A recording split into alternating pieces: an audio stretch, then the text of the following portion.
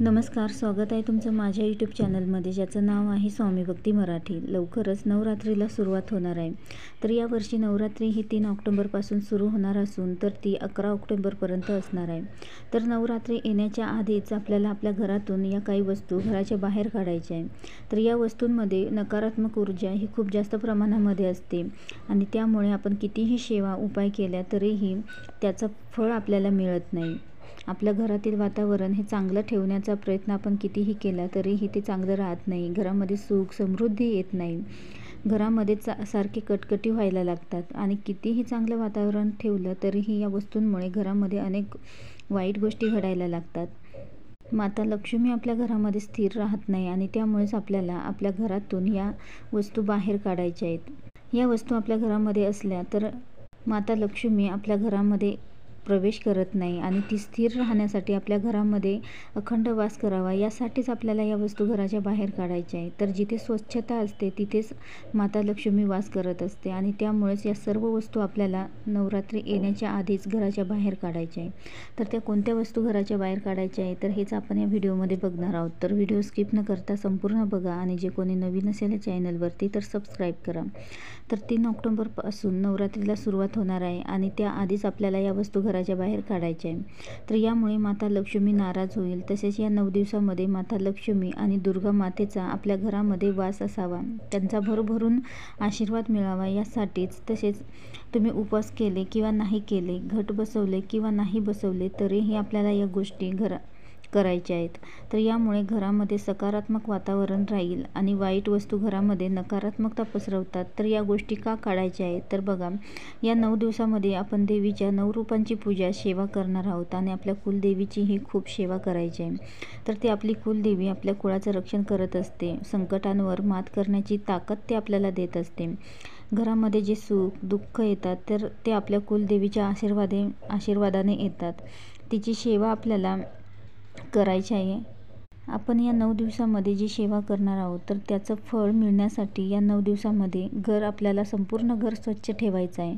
घरामध्ये नकारात्मक ऊर्जा निर्माण करणाऱ्या काही वस्तू असतील तर त्या घराच्या बाहेर आपल्याला काढायच्या आहे. संपूर्ण घराची स्वच्छता करून घ्यायची आहे. तर बघा, ज्या जुन्या वस्तू आहे ज्या आपण वापरत नाही तर ते आपल्याला घराच्या बाहेर काढायचे आहे. तर देवघरातील खंडित झालेल्या मूर्ती किंवा फाटलेले ग्रंथ असतील, देवी देवतांच्या तुटलेल्या मूर्ती असतील तर त्याही आपल्याला घराच्या बाहेर म्हणजेच विसर्जित करायच्या आहेत. तर यामुळे ही नकारात्मक ऊर्जा घरामध्ये पसरते आणि आपल्याला आपल्या सेवेचे फळ मिळत नाही. त्या गोष्टींचे आपल्याला दोष लागले जातात आणि त्यामुळेच आपल्याला या सर्व वस्तू आपल्याला एखाद्या चांगल्या ठिकाणी विसर्जित करायच्या आहे. तुमचं घर भाड्याचं किंवा स्वतःचं असू द्या तरीही आपल्याला या गोष्टी करायच्या आहे. तसेच घरामध्ये जाळं जळकुटं असेल तर तेही आपल्याला काढायचे आहेत. तर कारण जिथे जाळं असतं तिथे माता लक्ष्मी वास करत नाही आणि त्यामुळे कायमच आपलं घर स्वच्छ ठेवा, म्हणजे माता लक्ष्मी अखंड वास आपल्या घरामध्ये करेल. त्यानंतर किचनमध्ये खराब झालेले धान्य असेल तर तेही बाहेर टाकायचं आहे. त्याची योग्य ती विल्हेवाट लावायची आहे. त्यानंतर फाटके कपडे जे आपण वापरत नाही तर तेही आपल्याला घराच्या बाहेर काढायचे आहेत. त्यासोबतच तुटलेल्या चप्पल असतील ज्या तुम्ही वापरत नाही तर त्याही आपल्याला घराच्या बाहेर काढायच्या आहे. तर या चपलांमुळेच आपल्या घरामध्ये खूप जास्त प्रमाणामध्ये इडापिडा घरामध्ये येत असते आणि त्यामुळे चपला कधीही तुटलेल्या किंवा आपण खूप दिवस झाल्या त्या चप्पल वापरत नाही तर त्या आपल्याला घराच्या बाहेर काढायच्या आहे. त्यानंतर जे अडगळीचं साहित्य आहे तर जे लागणार नसेल तर तेही तुम्ही बाहेर काढा किंवा कोणाला देऊन टाका.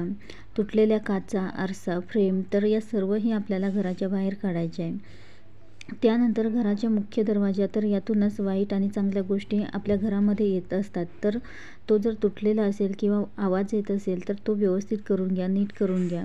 यासोबतच दरवाजाचं तोरण जर खराब झालं असेल तर तेही काढून धुवून टाका आणि त्यानंतर परत लावा. उंबरठा स्वच्छ करायचा आहे. त्यानंतर काही भंगार किंवा रद्दी असेल किंवा इलेक्ट्रॉनिक वस्तू असतील ज्या खराब झालेल्या असतील, तुम्ही ते वापरत नसतील तर त्या तुम्ही दुरुस्त करून घ्या किंवा कोणाला तरी देऊन टाका, भंगारामध्ये देऊन टाका. त्यानंतर तुमच्या घरामध्ये जर बंद पडलेलं घड्याळ असेल तर तेही तुम्ही रिपेअर करून घ्या किंवा भंगारामध्ये देऊन टाका. तर यामुळे ही आपली प्रगती होत नाही, अनेक दोष आपल्याला लागले जातात. तर या छोट्या छोट्या गोष्टी असतात तर खूप महत्त्वाच्या असतात आणि त्यामुळेच या गोष्टीही आपल्याला नीट पाळायच्या असतात. घरामधील वातावरण सकारात्मक होण्यासाठी, माता लक्ष्मी अखंड वास करण्यासाठी आपल्याला या सर्व गोष्टींची काळजी घ्यायची आहे. कारण बघा, जिथे स्वच्छता असते तिथेच माता लक्ष्मी वास करते आणि तिने आपल्या घरामध्ये अखंड वास करावा, यासाठी आपल्याला या सर्व गोष्टी या नवरात्रीमध्ये करायच्या आहेत. तर या नवरात्रीमध्येच नाही तर आपल्याला कायमच या गोष्टींची काळजी घ्यायची आहे. त्यानंतर उत्तर दिशा ही धनाची दिशा आहे, तर या दिशेला जड वस्तू ठेवू नका, तर यामुळे कष्टाला योग्य ते फळ मिळत नाही. तसेच आपण ज्या ठिकाणी आपले पैसे ठेवतो तर तेही स्वच्छ करा आणि त्यानंतर घरातील झाडं असतील ते खराब झाले असतील किंवा पानं पिवळे पडले असतील तर तेही आपल्याला काढायचे आहे. तर या सर्व गोष्टींची आपल्याला काळजी घ्यायची आहे.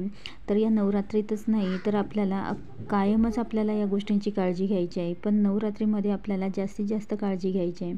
कारण नवरात्रीमध्ये आपली कुलदेवी आपल्या घरामध्ये सूक्ष्म रूपाने येत असते आणि त्यामुळेच आपल्या घरामध्ये आपल्याला स्वच्छता ठेवायची आहे. आपल्या घरातील वातावरण हे चांगलं ठेवायचं आहे, जेणेकरून आपली कुलदेवी आपल्यावर प्रसन्न होईल, माता लक्ष्मी आपल्यावर प्रसन्न होईल आणि आपल्या घरामध्ये अखंड वास करेल.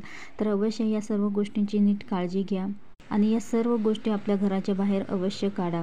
व्हिडिओ आवडला असेल तर लाईक करा, कमेंट करा, शेअर करा आणि सबस्क्राईब करा. श्री स्वामी समर्थ.